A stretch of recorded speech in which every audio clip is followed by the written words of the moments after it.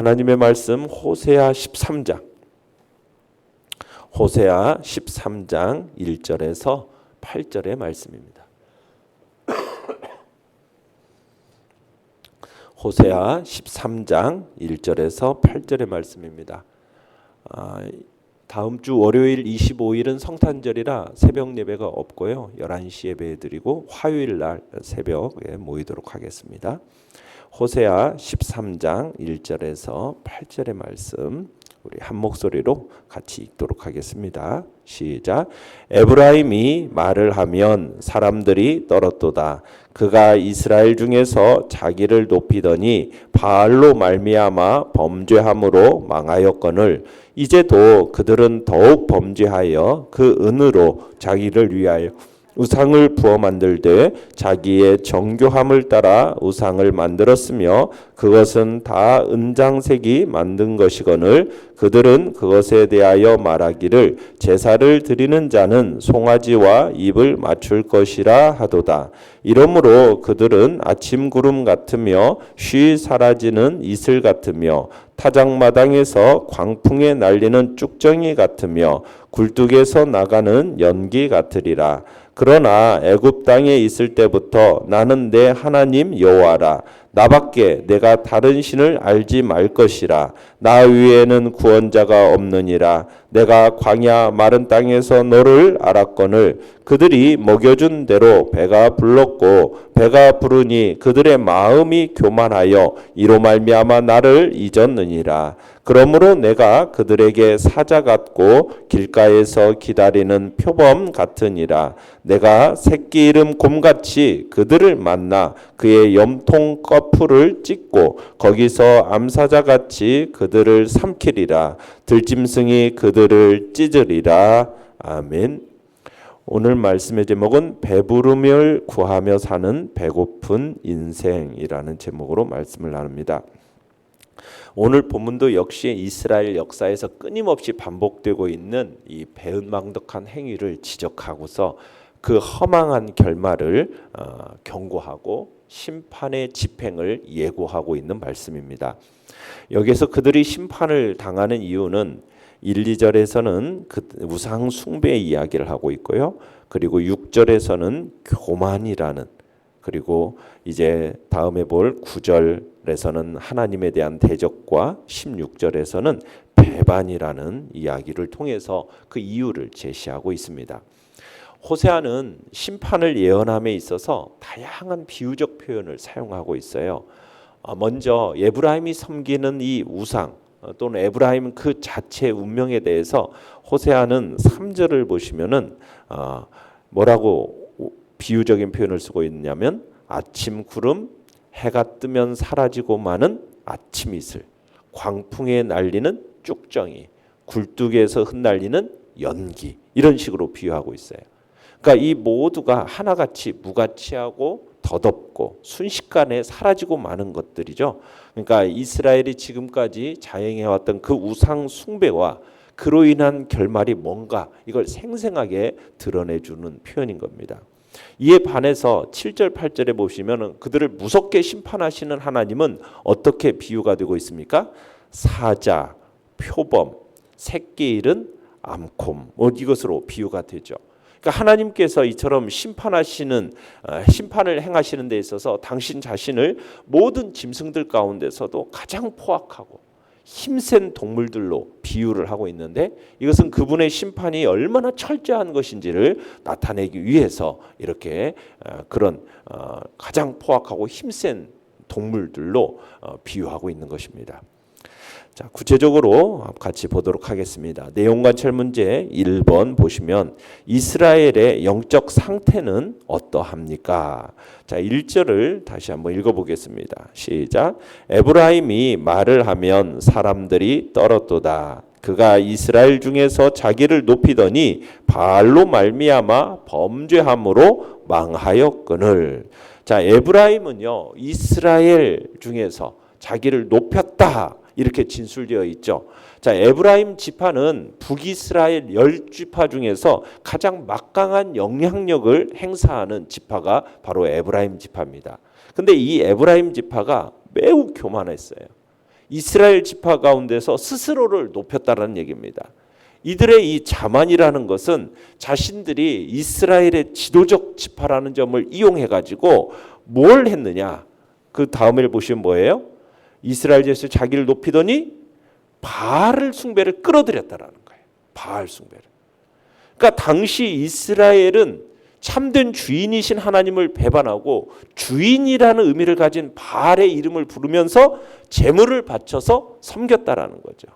그러니까 호세아는 그들이 바로 이 바알로 인해서 범죄함으로 이미 망한 거나 다름없다. 그러니까 망하였거늘 이렇게 이미 망한 거나 다름없다라고 진술하고 있는 겁니다. 자, 2절을 읽어봅니다. 시작.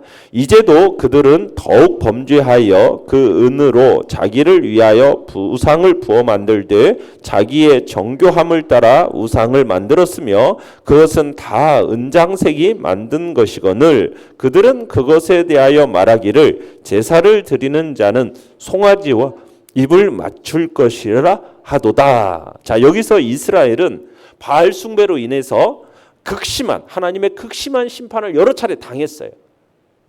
자, 그럼에도 불구하고 아직도 정신을 차리지 못하고 어떻게 했다고 얘기해요? 더욱 범죄했다. 계속해서 우상을 만들면서 숭배하는 죄악을 거듭 반복했다라는 거죠. 그들의 이 죄악된 모습을 증거하는 입증하는 증거로 본문은 뭘 얘기하고 있느냐면 그들이 은을 가지고 그들 자신을 위해서 우상을 만들었다라고 지적하고 있어요. 그러니까 호세아는 본문에서 그러한 우상이 단순히 숙련된 기술자들, 그죠? 기술자들에 의해서 만든 형상에 지나지 않다라는 것을 부각시키고 있죠. 자기들의 정교함을 따라서 우상을 만들었다. 숙련자들의 그런 형상, 그들이 만든 형상에 지나지 않다라는 거예요. 그러니까 우상에는 뭐가 없다라는 겁니까? 생명이 없다라는 거예요. 우상은 사람이 만든 것에 불과하다라는 거죠. 사람보다 무능하다라는 거죠. 무가치한 것이라는 거죠.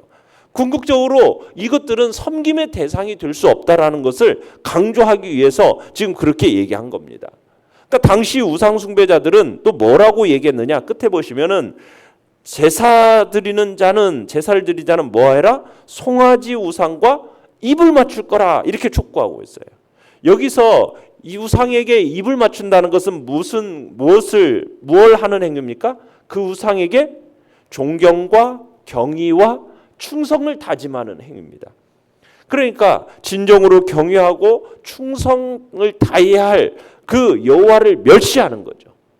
우상이 충족시켜 줄 것이라고 믿는 그 탐욕에만 매여서 오로지 죄악을 고집하면서 결국 여호와를 경록케 하는 추악한 죄악이다라고 지금 이야기하고 있는 겁니다. 그러면서 3절을 다시 한번 읽어보겠습니다. 시작. 이러므로 그들은 아침 구름 같으며 쉬 사라지는 이슬 같으며 타작마당에서 광풍에 날리는 쭉정이 같으며 굴뚝에서 나가는 연기 같으리라. 이렇듯 죄악을 고집하고 있는 우상 숭배자들의 허망한 패망을 당할 것을 예언하고 있는 거죠. 그러니까 호세아가 네 가지로 비유하고 있는 거죠. 모두 다 어떤 것들입니까? 일시적인 것이고 덧없는 것이고 무가치한 것이고 허무한 것이고 속이는 것들이죠. 마치 바람이 구름에 소멸되고 이슬이 광명한 태양이 점차 중천에 이렇게 떠오르면 어떻게 돼요? 속히 사라져버리는 것. 타작마당에 광풍에 날리는 쭉정이 같다. 이것도 덧없고 허무한 거라는 거. 굴뚝에서 나가는 연기 같다. 잠깐 보이다가 흔적도 없이 사라져버리는 그런 것을 비유적으로 나타낸 거죠. 그러니까 얼마나 이런 우상 숭배라는 것이 허망한 것인지 무익한 것인지 이것을 강조적으로 부각시키고 있는 것입니다. 내용관찰 문제 2번입니다. 하나님은 이스라엘을 어떻게 대하셨으며 하나님을 잊은 그들에게 어떤 경고를 주십니까? 자, 5절을 읽어보겠습니다. 시작. 내가 광야 마른 땅에서 너를 알았거늘. 자, 광야 마른 땅. 여러분, 이 표현은 이스라엘 백성들이 출애굽한 후에 가나안에 들어가기 전까지 40년 동안 광야에서 방황을 했었잖아요. 그 광야 생활을 염두에 둔 표현입니다. 자, 그때 하나님은 모세를 통해서 그들과 언약을 맺으셨고 그들에게 내가 너희의 하나님이 되겠다고 맹세하셨어요. 그러면서 그들이 방황하던 그 40년 광야 동안 하나님께서 어떻게 해주셨죠?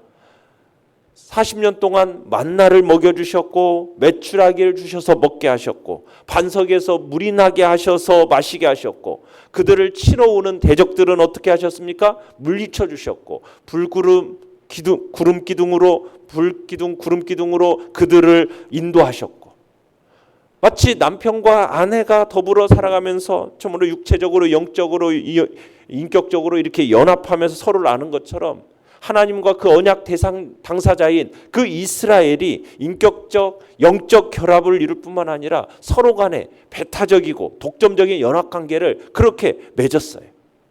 그렇게 하나님은 이들을 대하셨단 말이에요. 자, 그런데 이들은 어떻게 했습니까? 하나님을 잊어버린 거예요. 그들에 대해서 하나님이 어떻게 경고하시는가? 7절 8절 읽어보겠습니다. 시작.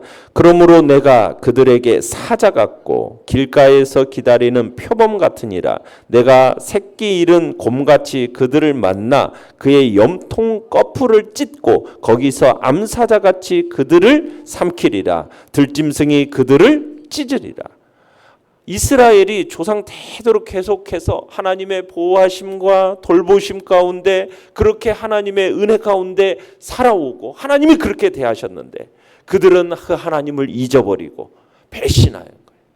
그래서 그들을 향해서 하나님께서는 지금 어떻게 해요? 야수가 맹습하는 것처럼 그런 심판을 단행할 거라고 얘기하고 있는 거죠. 그러니까 하나님께서 당신 자신을 포악한 짐승으로 지금 비유하고 있는 겁니다. 사자라는 동물 어떻습니까? 지상에서 가장 강하고 포악한 짐승입니다. 표범이라는 짐승은 잔혹하면서도 가장 빠른 맹수이지 않습니까? 그러니까 하나님께서 철저하면서도 즉각적인 심판을 단행할 것을 선언하고 있는 거죠. 교만해서 하나님을 잊어버리고 오히려 가증한 우상을 따라간 이스라엘에 대해서 맹렬하게 임할 심판을 알게 하는 비유적인 표현인 겁니다. 하나님은 새끼를 잃은 곰으로 비유되고 있죠. 여러분 새끼를 빼앗겨서 잃은 여러분 암콤의 모습이 어떠합니까? 포악하고 잔인한 극한 분노를 나타내지 않습니까? 새끼를 잃은 그 분노한 암콤이 상대를 향해서 격분해가지고 그 심장을 향해서 날카로운 앞발로 그냥 내려쳐가지고 그 심장만이 아니라 내장 전체가 흘러나오게 하는 그런 장면을 연상케 하는 겁니다. 그러니까 새끼 빼앗긴 이 암콤이 염통 꺼풀을 찢어버려서 쓰러지니까 암사자가 삼켜버린다라는 거예요. 들짐승들이 달려들어서 그 고기를 찢는다는 거예요. 암사자처럼 삼킨다라는 이 표현은 하나님이 이스라엘을 완전한 멸망 상태로 이제 떨어뜨릴 것을 지칭하고 있는 거죠. 결국 역사적으로 아수르에 의해서 이스라엘이 멸망으로 나타나지 않습니까? 그러니까 하나님의 은혜를 배신하고 그토록 불의를 자행했던 그 이스라엘은 하나님의 심판으로 말미암아 파멸에 이르고 얼마나 비참한 지경에 이르게 되는지를 지금 생생하게 전달하고 있는 것이죠. 연구와 묵상 문제 3번입니다. 바알을 섬긴 결과로 망하게 되었을 때에도 이스라엘이 하나님을 잊어버리고 다른 우상을 만들어 경배한 이유는 무엇입니까? 우리 4절을 한번 읽어보겠습니다. 시작. 그러나 애굽 땅에 있을 때부터 나는 내 하나님 여호와라. 나밖에 내가 다른 신을 알지 말 것이라. 나 위에는 구원자가 없느니라. 자, 여기서 지금 하나님이 어떤 분이신지를 지금 보여주는 거죠. 이스라엘을 애굽의 압제로부터 구원하신 분이 여호와십니다. 그들과 언약을 맺으시면서 정말 자기 백성으로 삼으셨죠. 그리고 그들에게 나는 너희 하나님이 되겠다라고 약속을 하셨어요. 그래서 이스라엘은 어떻게 보면 애굽에서 전무후무한 그런 하나님의 권능을 체험한 그 구원을 체험한 그런 백성들이에요. 과거 이스라엘 출애굽 당시에 이스라엘 자손들은 애굽 땅에서 10가지나 되는 그런 재앙들을 내리시는 그 하나님을 경험했고 홍해를 가르시는 초자연적인 이적과 기사들을 막 행하는 모습을 직접 목도했단 말이에요. 이것을 목도한 그들로서는 하나님 외에는 다른 구원자가 없다라는 사실을 확인한 거예요. 그런데 그럼에도 불구하고 그 하나님을 어떻게 했다고요? 아예 까마득하게 잊어버렸다라는 거예요. 알고서도 어떻게 뭐 하나님보다 우상을 더 사랑했는지, 어쨌든 그 하나님을 하나님의 자리에서 몰아내고 구원의 자리, 이 구원자 하나님의 자리에 바알의 우상으로 대체해버린 거예요. 자, 6절을 읽어보겠습니다. 6절. 시작. 그들이 먹여준 대로 배가 불렀고 배가 부르니 그들의 마음이 교만하여 이로 말미암아 나를 잊었느니라. 자, 왜 그들이 잊어버렸습니까? 이스라엘이 광야에서 방황할 때든 가나안 땅에 들어와서 정말 거주할 때든 다 하나님이 공급하시는 은혜로 산 거잖아요. 그죠? 그 은혜라는 것이 실로 풍성한 거잖아요. 이스라엘은 하나님을 통해서 만족함을 얻은 거예요. 그러면은 어떻게 했어야 되는 거예요? 하나님을 더 잘 섬기고 하나님과 더욱 긴밀하고 하나님과 더 견고한 굳건한 관계를 세우고자 노력을 했어야 되는데 이들은 지금 하나님이 베푸신 은혜와 축복으로 인해서 어떻게 되었더라? 교만해졌더라. 하나님으로부터 받아 누리는 것에만 집착을 하더라. 이것이 하나님이 베푸신 그 모든 것을 베푸신 하나님을 잊어버리고 말았다. 망각해버리고 말았다는 거예요. 오히려 하나님을 멸시하고 없이는 여기는 자리에 이르러버리게 되었다라는 거죠. 느낀 점 4번입니다. 이스라엘이 출애굽 후 가나안에 정착하고 풍요로움을 누리면서 교만해져 광야 생활에서의 은혜를 망각한 것을 볼 때 무엇을 느낍니까? 자, 하나님이 주신 은혜를 통해서 우리가 풍요함을 누리는 것은 분명 복된 일이에요. 자, 그런데 그로 인해서 오히려 교만해졌다. 하나님을 잊어버렸다. 이것은요, 도리어 우리의 육신뿐만 아니라 영혼을 망치는 저주고 어떻게 보면 악독이다라는 것을 느끼게 됩니다. 하나님의 은혜를 무시하고 교만해지는 것, 하나님을 잊어버리고 떠나는 것, 여러분 이것은 저주입니다. 왜요? 이 세상의 진정한 복과 평안과 풍요는 하나님과의 올바른 관계 속에서만 누릴 수 있는 거고 그분을 진실히 섬길 때만 최상의 축복을 누리는 진짜 통로이기 때문인 거예요. 하나님의 은혜를 잊어버리고 그분을 떠나는 것은 궁극적으로 심판을 자초하는 일이 되는 거죠. 영혼과 삶이 피폐하는 지름길이 되는 겁니다. 하나님이 은혜로 주신 그 풍요로움 분명 우리에게 있어서 기쁘고 복된 일이에요. 자, 그런데 그런 풍요로움으로 인해서 오히려 우리가 하나님을 의지하지 않게 되고 하나님을 불필요한 존재로 여기게 되고 하나님을 잊어버리고 하나님을 떠나서 죄악 세상에서 물들게 된다면 그 풍요로움이라는 것은 어찌 보면 축복이 아니라 저주가 되는 거죠. 오늘날 우리의 신앙 생활에 있어서 우리의 시대를 한번 돌아보자는 거예요. 1950년, 60년, 70년대를 거쳐서 경제 성장이 이루어지고 그로 말미암아 하나님이 주신 놀라운 복들을 우리들이 경험하면서 풍요로움을 그렇게 많이 경험해 왔건만 과거 가난할 때는 어땠습니까? 하나님만을 전적으로 의지하고 정말 하나님만을 찾고 그랬던 시기가 있었는데 이제 부유해지니까 어떻게 되었어요? 전에 궁핍할 때 하지 못했던 죄악된 일들을 마음에 두고 실제로 그런 일들을 저지른 일들이 얼마나 많냐는 거예요. 이전에 바쁘고 공고해도 하나님을 향해서 매주 아니 매일 그렇게 하나님 앞에 기도의 제단을 쌓으면서 하나님께 가까이 나아가고 그렇게 나아가던 그 시절이 이제 부유해지니까 여유로워지니까 그렇게 삶의 보장을 받으니까 이제는 어떻게 돼요? 그 여유를 하나님과 상관없는 안일함과 자기 육신을 위해서 사용하는 이들이 얼마나 많아졌느냐는 거예요. 이런 삶을 사는 것은 과거 이스라엘과 같이 풍요를 죄악의 기회로 삼는 거고 그로 인해서 저주의 문을 열고 결국에는 심판의 나락에 그 스스로의 몸을 던져버리는 것처럼 위험스러운 일이 되는 것이라는 거죠. 물론 궁핍할 때에도 하나님을 의지하고 더욱 굳건히 붙들어야겠지만 오히려 우리는 풍요로움이 주어졌을 때, 그때 하나님 앞에서 어떻게 살아야 할지를 잘 분별해내고 한결같은 신앙의 삶, 변질되지 않고 정말 순전한 삶, 욥처럼 부하든 가난하든 순전하게 하나님만을 섬기는 정말 신앙을 견고히 붙드는 삶, 그것을 우리는 살아야 하겠습니다. 결단과 적용 5번입니다. 내 삶에서 하나님을 잊어버리게 하는 요소는 무엇입니까? 구원자 하나님을 제쳐두고 믿을 것은 나의 능력과 인맥, 돈뿐이라며 자기 개발과 인맥 관리, 재테크에만 몰두하고 있지는 않습니까? 육신의 배부름에 만족하지 말고 영양실조에 빠진 내 영혼을 살찌기 위해서 어떻게 노력하겠습니까?